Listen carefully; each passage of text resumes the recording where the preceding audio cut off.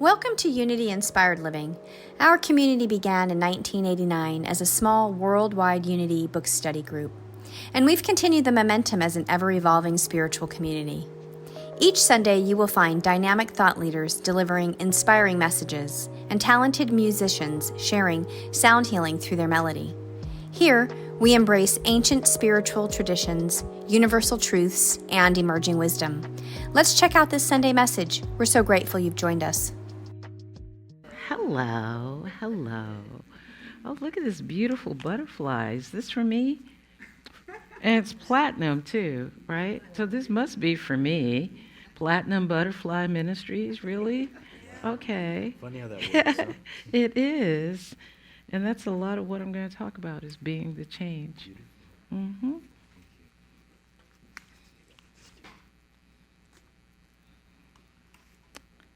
Hi! I'm so excited.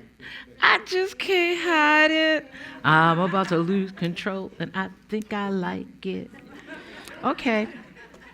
That was my non-singing for this morning.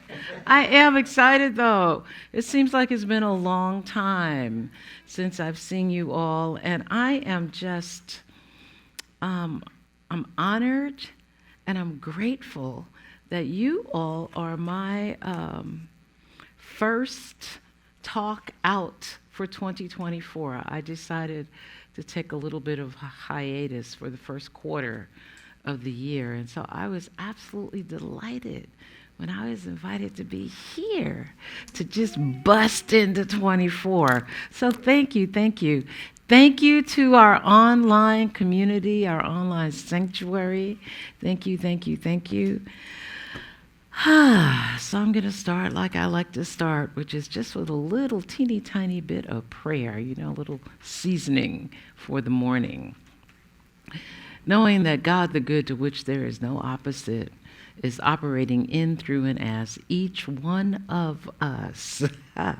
We are the way that God shows up. And for this, I am deeply and humbly grateful. And I am grateful for our interactions on this day. I'm grateful for the way and ways in which we are individually and collectively blessed by each other's presence. So it is with a deep and humble sense of gratitude that I release this word and open this service and say, Ashe, Amen, I mean, Aho. And so it is. And so it most assuredly is. Oh, there's one over there. I'll use that one. Hi again. So, bridging to Buddha, right? This is an invitation to do a little deep dive into Buddhism. And the place I want to start, which is, of course, not on my paper at all, but as always, the spiritual reading for the day just is a spark. So I want to invite each and every one of you, if you do not know who Pema Chodron is, and her first name is spelled P-E-M-A, her last name is C-H, oh, come on, just look at that. Da-da, I'm doing my Vanna White here. This one is called Start Where You Are, like there's any place else that you could start. And it is Pema, P-E-M-A, Chodron, C-H-O-D-R-O-N. And she has written a number of books. So I invite you, as we're moving through the year with these being with ideas, that you pick up some Pema and don't bring it to the sale, because as we've already heard, we're not taking books. And I'm inviting you to do that. I'm also going to invite you to pick up some Thich Nhat Hanh, but I'm going to give you a specific title for him. I'm inviting you to do that because, as I'm sure I've said here before, if you are on the planet right now, you're here because you have a role to play in our quantum leap into our greater yet to be. Yes? Yes, yes. So, what happens when we take this spiritual dive in the year that we're taking is that we're giving ourselves opportunities to get information, to get tools that are going to help us on that journey. Yeah? Because clearly, if I'm just paying attention to what's going on in the world, I might literally start pulling my hair out.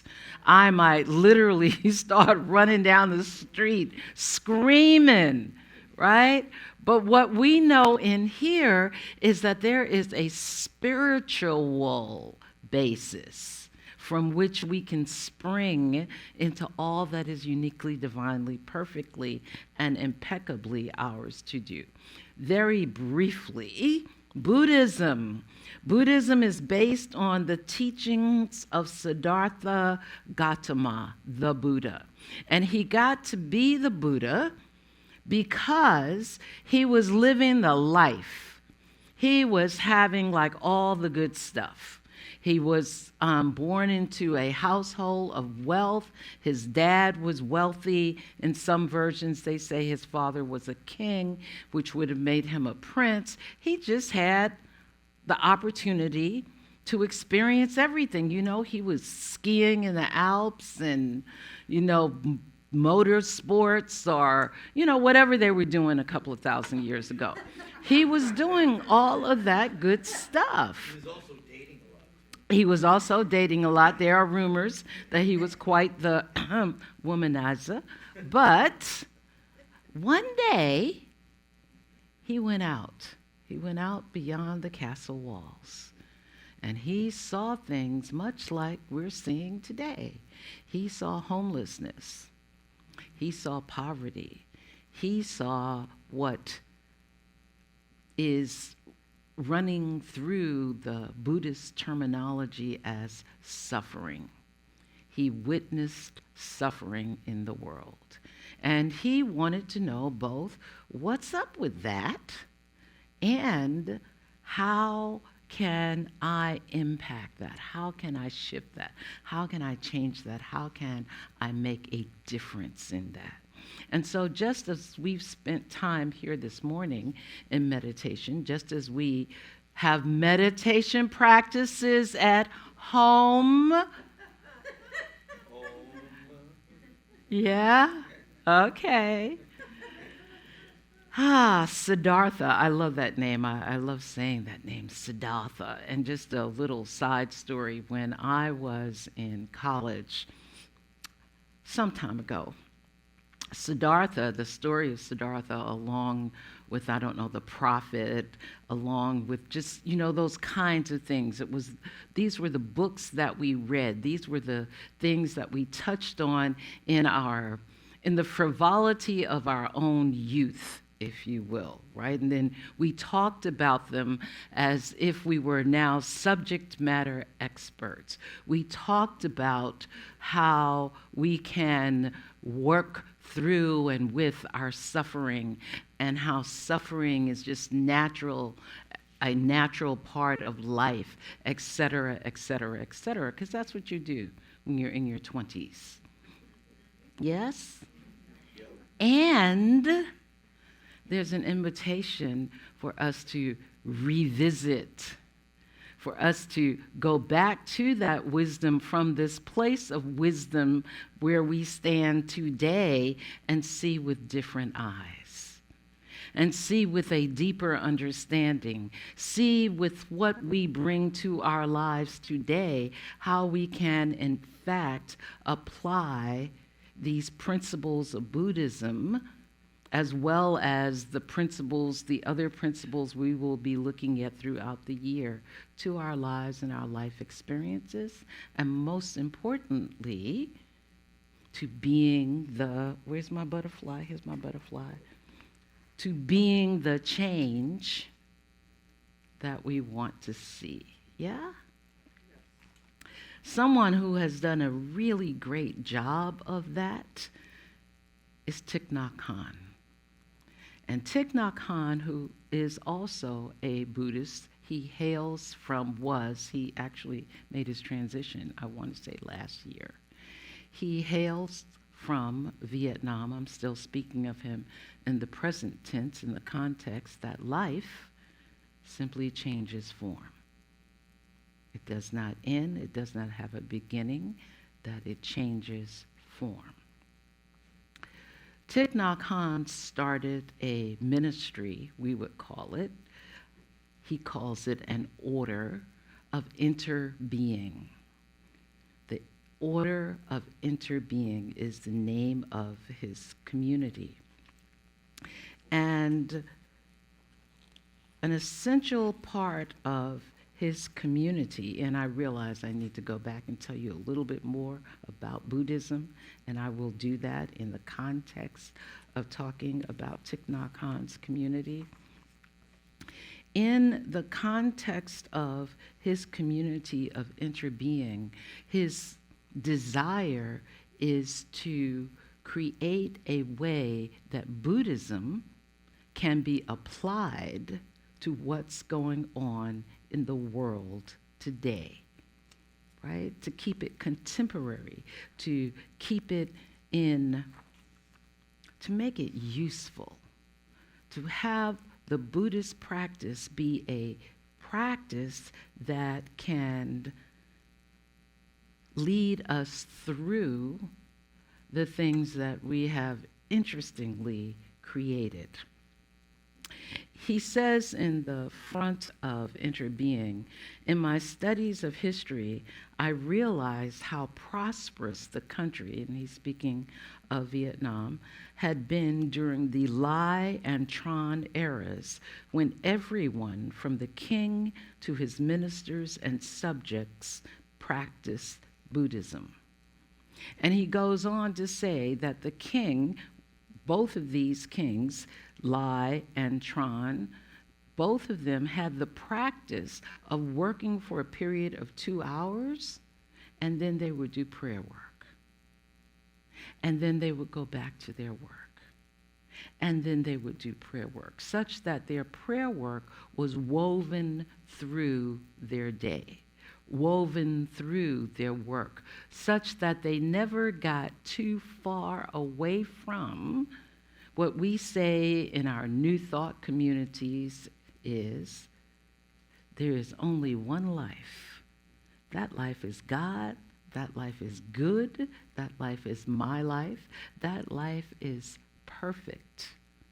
That there is a perfection that rules and runs the universe. They never allow themselves to get far away from that. And by doing so, what does he say? The country was prosperous. The country was peaceful. The country was productive. Yeah? Wouldn't we like to have that as a global experience? Now, that doesn't mean that we have to all become Buddhists. It does mean, however, that we have to practice. And again, we get to touch on these various spiritualities so that we can tease out the pieces that are going to be most useful for us. He goes on to say we need to present the teachings, the trainings in such a way that addresses the suffering of our time. So we, meaning his order, the order of interbeing, so we have reformulated some of our teachings to make them more relevant to today's concerns. Some of us would say blasphemy. Did he dare change the thing? Well, yes and no. He says, whatever we teach, whether it is the Four Noble Truths, I told you I would go back to telling you more about actual Buddhism and what that entails. So as the Buddha, as Siddhartha Gautama was searching the world for reasons for the suffering that he was witnessing, he decided the best way to get a hold on this is to be still. Now, in Christian theology, we say, be still and know that I am God, yes? He found himself a tree, the Bodhi tree, if you will. He sat under that tree until, as they would say at Agape, someone asked me if I was from Agape, until he had a revelation. And as Ricky Byers goes on to say in that song, I discovered that God was all that there is. I discovered that God needs me. God needs me, that the divine needs me, that the only way it can express is in, through, and as me. Now, those are not his words. Those are not the words of Buddhism. The words of Buddhism are expressed through the Four Noble Truths. The truth of suffering, the truth of the cause of suffering. So there's suffering, but there must be a reason. There must be something behind it. So let's discover what that truth is. The truth of the end of suffering. It is not ongoing. It does not have to be continuous. It is not a natural state of being. Let me say that again. It is not a natural state of being. I'm going to put war. I'm going to put homelessness. I'm going to put all the kinds of isms that we can think of in that same basket. These are not natural states of being. And the fourth truth is the truth of the path that frees us. There is a path that frees us, and no, it's not death. We can experience freedom from suffering here on earth in this life. We can experience joy, right? How many of us have experienced joy, like ever? Any time in your life, have you felt some joy? Right now. All right. Okay. So we know that it is possible, and what we know and what the order of interbeing supports is that the more we support those experiences for each other, the more we get to embrace it for ourselves. What we know, and we know this because the reason that we are feeling some of the ways we are feeling right now here in Antioch on Sunday morning, thousands of miles away from any conflict, is because we are one. And while I may not be able to specifically identify the thing that just makes me feel sad or makes me feel just some kind of way, that's not comfortable, right? I might then turn on the news for all of maybe 2 minutes, because I personally can't take more than, I give it 5. I can do 5 minutes and then I'm just like, I'm done. It's because we are connected. And it is through that interconnectedness that we not only get to feel who we are and what's going on, even if I can't name it, but we get to infuse in that same channel, that same thing that is connecting us, we get to infuse some peace, some love, some joy, some health, some wholeness, some harmony. We get to put that in, and as we put that in, we'll be able to take more of that out. And there's activity required of us. There are things required. I'm not gonna, surprise, surprise, tell you what to do today. I'm going to give you an opportunity to figure that out for yourself. In addition to the Four Noble Truths, there's also something called the Eightfold Path. And each aspect of this eightfold path starts with the idea that there is a right. Now, I know in our New Thought communities, we don't like to think much about right or wrong, because it's all good. And I might not be telling you what it is if I don't find my next page. There it is. But in Buddhism, they don't have that problem. So I'm not going to call it a problem. They don't have that perspective. And so they have right view or right understanding. This is the Noble Eightfold Path. Right view or right understanding. Hint, if it's making you feel, that's not the right understanding. Right? When you look at the thing and you see it, and your sense is that it's a them, that this is a somebody else making me miserable, that is not the right view. Go back, sit, think about it some more, do some more meditation, and come up with another idea. Right intention, the unselfish desire to realize enlightenment. Because when and as I realize enlightenment, I'm circling back to that, it's not just for me. I am not the only one that benefits.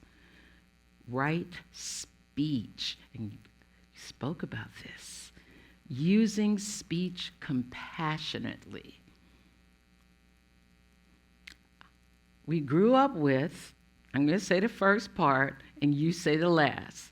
If you can't say something nice, all right. See, we know this stuff. We know this. Right action using ethical conduct to manifest compassion. Notice that connection between ethics and compassion. Right livelihood, making a living through ethical and non-harmful means. Ethical and non-harmful means. I wouldn't be me. I said earlier I was going to tell you all this, but I can't help it. It's who I am. Because when I read this, Boeing flashes across my mind. And when Boeing flashes across my mind, what also flashes, because I am a fan of John Oliver and Last Night Tonight, and he did a whole little special, and you know what he said? He said Boeing made the best planes on the planet until they partnered with somebody that put profit over people. That's all I'm going to say about that. Right effort, cultivating wholesome qualities and releasing unwholesome qualities. We make room. When we release our unwholesome qualities, envy is coming up for me for some reason or another, probably because I am a Scorpio, and that's something we really have to work on, right? That jealousy thing. Just saying, right? So I'm telling you, cultivating wholesome qualities and releasing unwholesome qualities. Right mindfulness, whole body and mind awareness, right? This is a vessel. We're taking good care of it. We're being good stewards. I heard some of y'all talking about walking earlier, right? That's part of our charge. That's part of what we're responsible for. And finally, right concentration. Meditation or some other dedicated, concentrated practice. I'm not going to go into that because I know all of you are all about that life. Yeah. Mm-hmm. Yes? Yes. Okay. There are also the 5 faculties, which I'm not going to define, but just name: faith, energy, mindfulness, concentration, and wisdom. One sentence from wisdom. Wisdom is the culmination of the spiritual path. The culmination of the spiritual path is wisdom. Now, my title, saving the best for last, Bodhisattva. Bodhisattva is a person who is on the path towards enlightenment.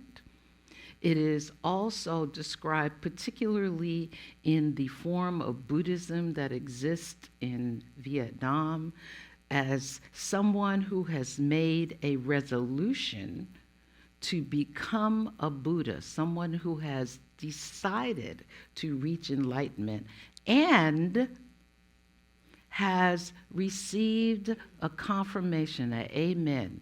I'm going to say from existing Buddhas. Yes, come play with us.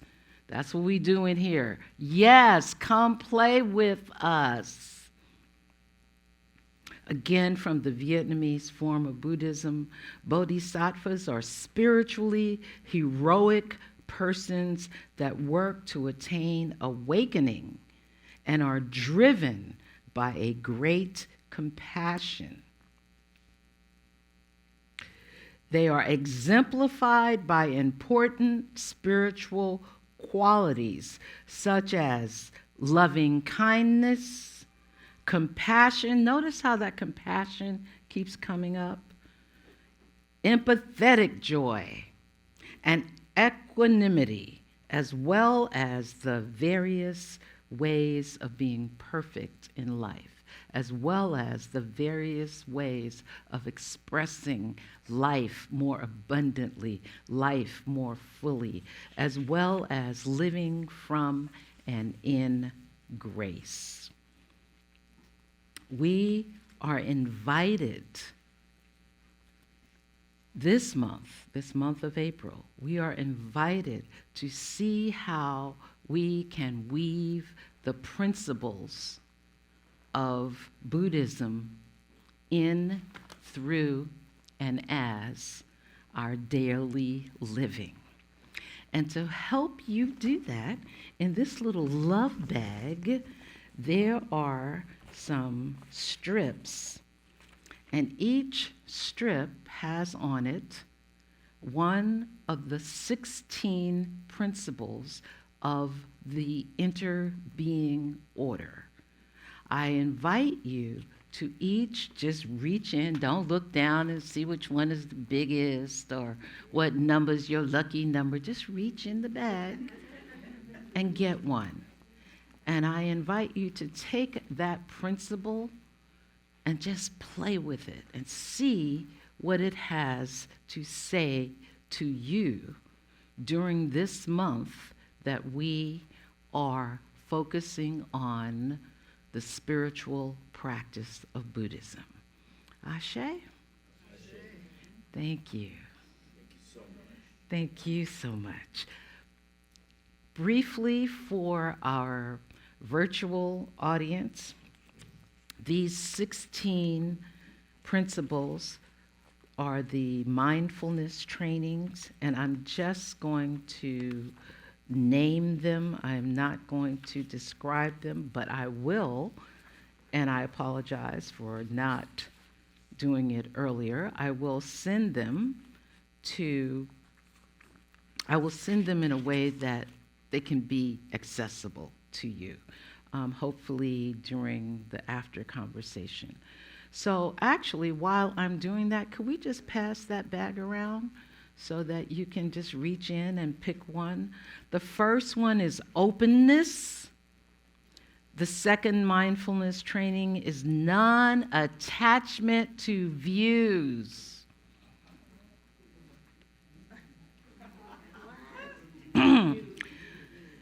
The third is freedom of thought. The fourth is awareness of suffering. We cannot pretend that we don't know what's going on, even with my 10 minutes of news. The fifth is compassionate, healthy living. The sixth is taking care of anger. The 7th is dwelling happily in the present moment. Ernest Holmes says, now is the only time that there is. The 8th is true community and communication. I am really impressed that you all hang out with each other here, hang out with each other online, and then go eat together. Every Sunday, I mean, like you leave here, get in your cars, and go eat together, which is both supporting a community business, right, but spending time with each other. Truthful and loving speech is the 9th. The 10th is protecting and nourishing the Sangha, and the Sangha is the community. The 11th is right livelihood. Look, that pops up again. The 12th is reverence for life, all life, reverence for life. The 13th is generosity. And the 14th, is true love. True love. And there's a little description there with that tells us what true love is. And so thank you very much. Thank you for breaking me back into the year. Brentwood Unity Center for Inspired Living. Ashe, amen, amen, aho. And so it is.